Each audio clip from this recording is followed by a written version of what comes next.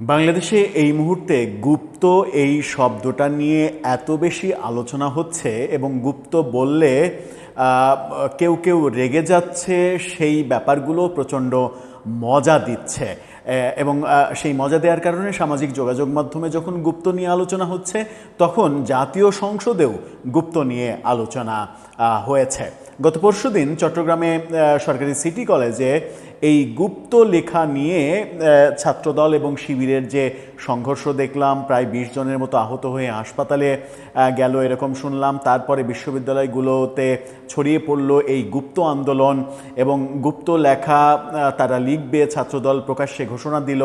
ঢাকা বিশ্ববিদ্যালয়ের বিভিন্ন দেয়ালে গুপ্ত লেখা হলো, গুপ্ত যার অবস্থান, বাড়ি তার পাকিস্তান, ঠিকানা তার পাকিস্তান, এভাবে লেখা হলো এবং এই লেখাই একটা পক্ষ বেজায় খেপে গেল এবং এই একটা পক্ষ, একটা রাজনৈতিক পক্ষ যখন ভাবা হচ্ছে তখন যিনি সরাসরি রাজনীতির সঙ্গে যুক্ত না কিন্তু ডাকসুর নেতা হয়েছেন এবং ডাকসুর নেতা হওয়ার পর থেকে এহেন কোনো বিতর্ক নাই যেটা তিনি জন্ম দেননি এবং বিতর্কিত মন্তব্য করতে সিদ্ধহস্ত হিসেবে পরিচিতি পেয়েছেন সেই ডাকসুর সাহিত্য সম্পাদক, সাহিত্য সাংস্কৃতিক সম্পাদক মোসাদ্দেক।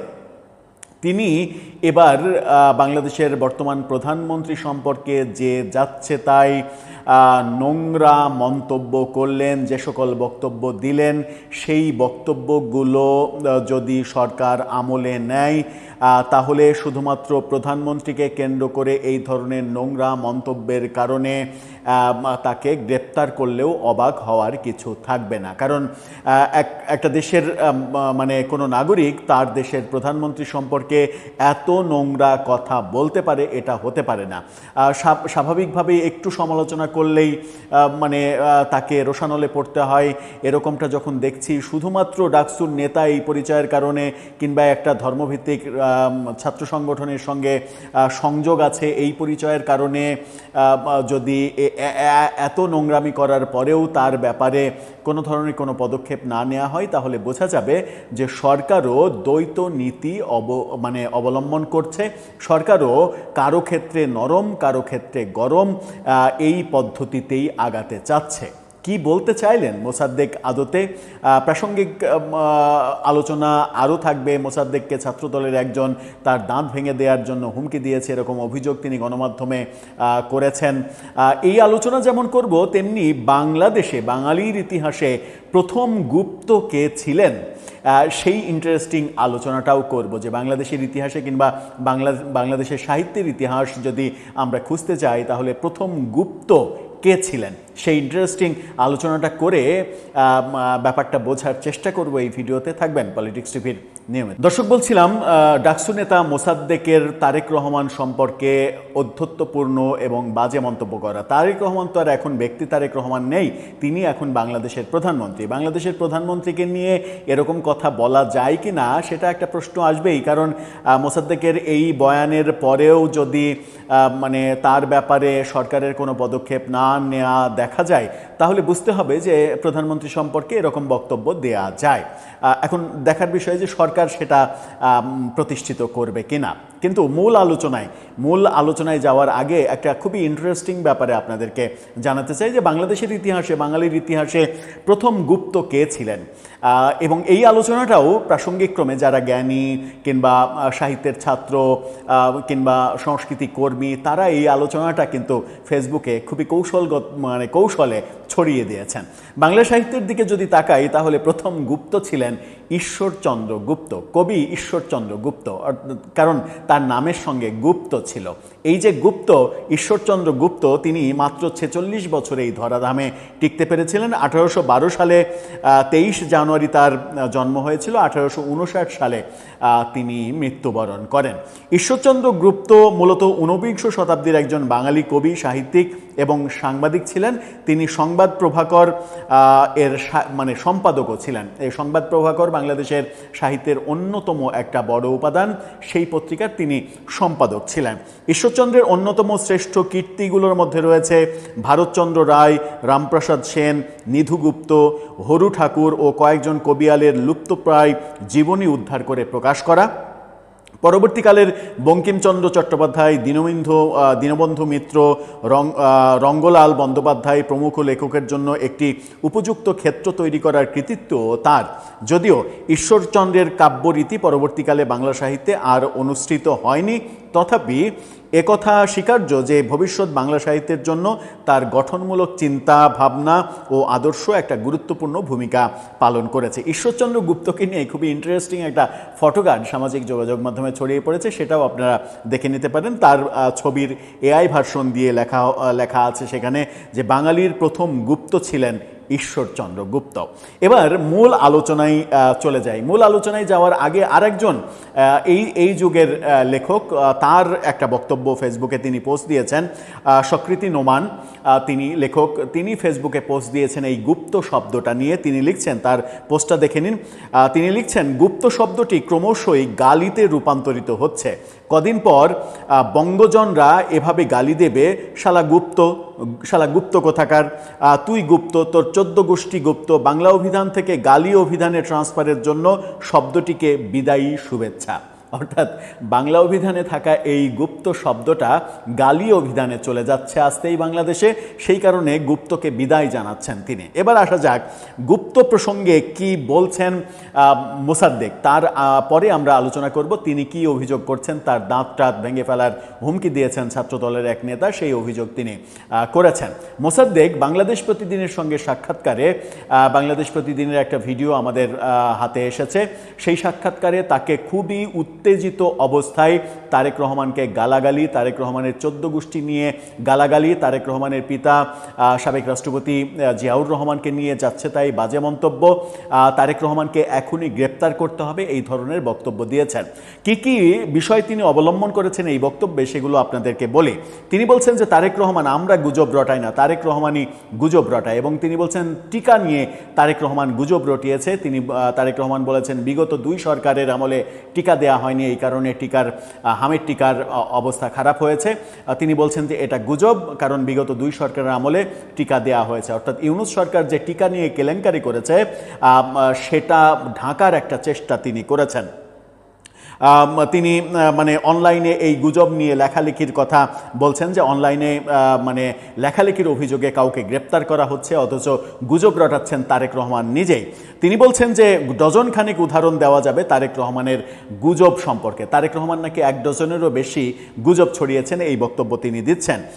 তিনি ডাকসুর ওয়ালে, ডাকসুর গেটে লেখা হয়েছে যে গুপ্তজার অবস্থান, বাড়ি তার পাকিস্তান, ঠিকানা তার পাকিস্তান, এরকম লেখা হয়েছে। তিনি বলছেন আমার বাড়ি কি পাকিস্তান? তিনি উত্তেজিত হয়ে বলছেন যে আমার বাড়ি কি পাকিস্তান? এখন আমি তাকে প্রশ্ন করি, এটা কি তাকে লেখা হয়েছে? মানে ডাকসুর ওয়াল, ঢাকা বিশ্ববিদ্যালয়ের একটা ওয়াল, সেখানে লিখেছে যে গুপ্তজার অবস্থান, বাড়ি তার পাকিস্তান। এটা মোসাদ্দেকের গায়ে লাগলো কেন? তিনি কেন ভাবছেন যে তাকে লেখা হয়েছে যে তার বাড়ি পাকিস্তান? তিনি প্রশ্ন করছেন আমার বাড়ি পাকিস্তান, তোর বাপ তারেকের বাড়ি পাকিস্তান। এই রকম নোংরা ভাষায় তিনি গণমাধ্যমে বলছেন। তিনি বলছেন যে তোর বাপ গুপ্ত, তোর বাপের বাড়ি পাকিস্তান, 17 বছর তোর বাপ পালাইছিল, লন্ডনে পালাই গেছিল, মুসলেখা দিয়ে লন্ডনে পালাইছিল। এই ধরনের এমন কোনো বাজে কথা নাই যেটা তিনি বলেননি। বলেছেন তোর বাপের জন্ম করাচিতে, খোঁজ নিয়ে দেখ, তোর বাপ পাকিস্তানি, আমরা পাকিস্তানি না, এই ধরনের বক্তব্য তিনি বলছেন। মানে তিনি বলছেন যে তোর বাপের বাড়ি পাকিস্তান, আমার বাড়ি কি পাকিস্তান? তিনি বাংলাদেশের সব থেকে বড় বিশ্ববিদ্যালয় ঢাকা বিশ্ববিদ্যালয়ের ডাকসুর সাংস্কৃতিক সম্পাদক, সাহিত্য সম্পাদক, তার মুখের ভাষা হচ্ছে এটা। এবং তিনি বলছেন তারেক রহমানকে গ্রেপ্তার করতে হবে, তারেক রহমানকে মানে বাংলাদেশের প্রধানমন্ত্রীকে গ্রেপ্তার করার কথা বলছেন। এখন সরকারের প্রতি বিনয়ী প্রশ্ন যে এই ধরনের অধ্যত্বপূর্ণ কথা বলার পরেও সরকার এই ব্যাপারে কি নিশ্চুপ ভূমিকা পালন করবে, নাকি সরকার এটা ভাববে যে না, তাকে নাড়তে গেলে ছাত্র আন্দোলন দানা বেঁধে উঠতে পারে, ঢাকা বিশ্ববিদ্যালয় অস্থির হতে পারে, বিরোধী দল অস্থিরতার মধ্যে যেতে পারে। যদি এই ভাবনা ভাবে তাহলে খুবই ভালো, মানে পরিবেশ শান্ত রাখার জন্য এটা খুবই ওয়েল ডিসিশন হবে। কিন্তু সেখানে একটা বার্তা যাবে যে বাংলাদেশের অন্য নাগরিকরাও, যারা ডাকসুর নেতা না, যারা সাধারণ নাগরিক, তাদের কাছেও যখন মেসেজটা যাচ্ছে, তারা কিভাবে এই মেসেজটাকে রিসিভ করবে? তারা যদি মনে করে যে প্রধানমন্ত্রীকে এভাবে গালিবাজি করা যায়, যা ইচ্ছা তাই বলা যায়, প্রধানমন্ত্রীর জন্ম নিয়ে কথা বলা যায়, তার পৈতৃক অবস্থান নিয়ে কথা বলা যায়, তার বাবা নিয়ে, এই দেশের সাবেক রাষ্ট্রপতিকে নিয়ে যা ইচ্ছা তাই কথা বলা যায়, প্রধানমন্ত্রী মানে ইংল্যান্ডে পালিয়ে গিয়েছিলেন, মুসলেকা দিয়ে এই ধরনের কথা অবলীলায় খুবই বাজেভাবে, নোংরাভাবে উপস্থাপন করা যায়। এই মেসেজটা যদি সাধারণ নাগরিকের কাছে পৌঁছে যায় তাহলে সেটা হিতে বিপরীত হতে পারে। আবার পক্ষান্তরে অন্যদিকে যেটা হচ্ছে, মোসাদ্দেক যেটা অভিযোগ করছেন, প্রথম আলোর এই শিরোনামটা দেখে নিন, সেখানে তিনি বলছেন অকথ্য গালিগালাজ করে বলে যে আমার দাঁত ফালায়ে দেবে, ডাকসুর সাহিত্য সম্পাদক মোসাদ্দেক।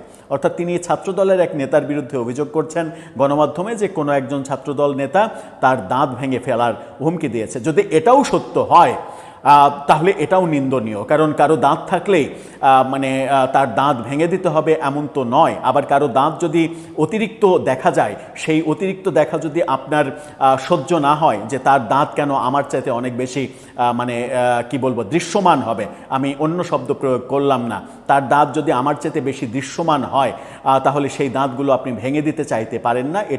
এটা নিকৃষ্ট একটা অপরাধ। মানে যে কারো দাঁত আপনি ভেঙে দিতে পারেন না, তারপরেও আবার একজন নেতার দাঁত ভাঙতে চাওয়া, এটা তো বড় ধরনের অপরাধ। কি অভিযোগ করছেন তিনি? ঢাকা বিশ্ববিদ্যালয়ের এই নেতা তিনি বলছেন যে হেনস্থা, অকথ্য ভাষায় গালিগালাজ, প্রাণনাশের হুমকি, এগুলো তার বিরুদ্ধে দেয়া হয়েছে। প্রাণনাশের হুমকির বিষয়টিকে মিথ্যা, ভিত্তিহীন বলে অপপ্রচার দাবি করছেন আবার ছাত্রদল নেতা মোহাম্মদ আলাউদ্দিন। এই মোহাম্মদ আলাউদ্দিনের বিরুদ্ধে তিনি অভিযোগ করছেন তার দাঁত ফেলে দিতে চেয়েছেন।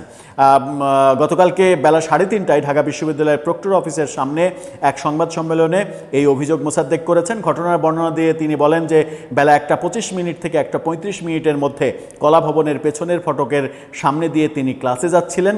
তখন আলাউদ্দিন সহ আরও কয়েকজন তার পথ রোধ করেন। পথ রোধ করে দাঁড়ালে আমি জিজ্ঞেস করি, কি হয়েছে ভাই, আপনি কে? আমি ওনাকে চিনতে পারছিলাম না। সে আমাকে প্রথমেই বলে যে তুই আমাকে চিনতে পারতেছিস না। প্রথমেই অকথ্য ভাষায় গালিগালাজ করে এবং বলে যে আমার দাঁত ফালাইয়া দেবে, বলেন মোসাদ্দেক। ইসলামী ছাত্র শিবিরের সমর্থনে ডাকসুর সাহিত্য সম্পাদক নির্বাচিত মোসাদ্দেক আরও অভিযোগ করেন আলাউদ্দিন তাকে অকথ্য ভাষায় গালিগালাজ করেছে, এক পর্যায়ে মারতে উদ্যত হয়েছে, তার জীবননাশের হুমকি দিয়েছে। এ বিষয়ে ছাত্রদল নেতা আলাউদ্দিন প্রথম আলোকে বলেছেন, আমি মোসাদ্দেককে বলেছি তুমি আমার নামে যে মিথ্যা কথা লিখেছ, আমিও তো বিশ্ববিদ্যালয়ের নিয়মিত ছাত্র, আমার নামে যে ভুয়া কথাগুলো, মিথ্যা প্রোপাগান্ডা এগুলো বললা, কেন ছড়ালা? এই কথার জবাব চেয়েছি শুধু তার কাছে। এই জবাব চাওয়া কোনো অন্যায় কিনা এই প্রশ্ন তিনি করেন। অর্থাৎ মানে তার বিরুদ্ধে যে অভিযোগ করা হচ্ছে সেই অভিযোগ অসত্য বলে বলছেন।